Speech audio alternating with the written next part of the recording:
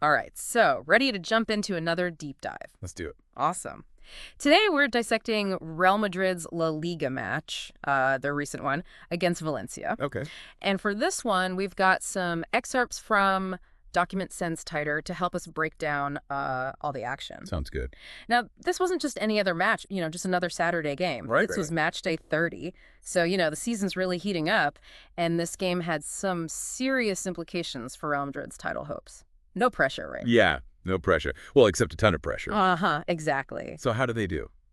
Well, about that. Not great. Oh. Yeah, they actually lost. No way. At home. At home, 2-1 to Valencia. Oof, that's gotta hurt.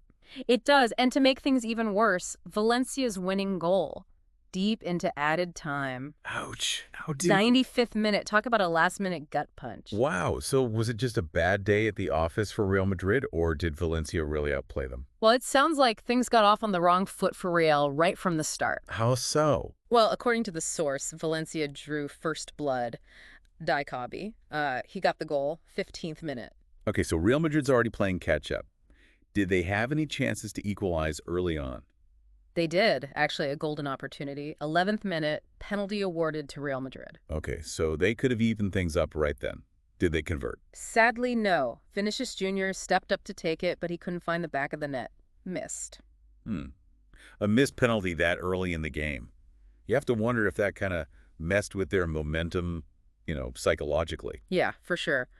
Missing a penalty, especially early on, can really shake a team's confidence. You're thinking, okay, we had our chance. Absolutely. But hey, at least they didn't let that completely deflate them, right? They came back and equalized. You're absolutely right, they did. Vinicius, he actually redeemed himself in the second half, scored the equalizer in the 50th minute. Nice. So back on level terms. You'd think at that point they'd be feeling good, ready to push for the win. You'd think so. Did the source say anything about how some of the other players were doing? What about Mbappe, for example? Yeah, actually, it specifically mentions that Mbappe had kind of an off day. They described his performance as imprecise. Imprecise, huh? Interesting. Shows you even the best players in the world can have those games where things just don't click. Exactly. It also reminds us that football really is a team sport. Even if one star player isn't at their best, others can step up. True. But in this case, it sounds like no one could really stop that final blow from Valencia.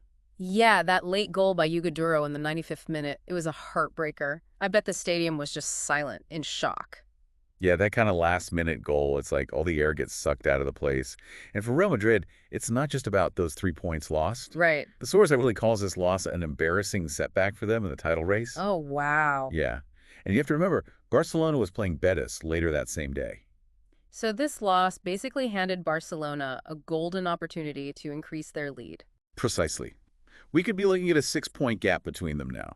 At this stage of the season, that's massive. Huge, yeah. So to recap, it sounds like that missed penalty early on, the fight to get back to even, and then that devastating final goal in added time, they all combined to really deal a blow to Real Madrid's chances. Couldn't have said it better myself.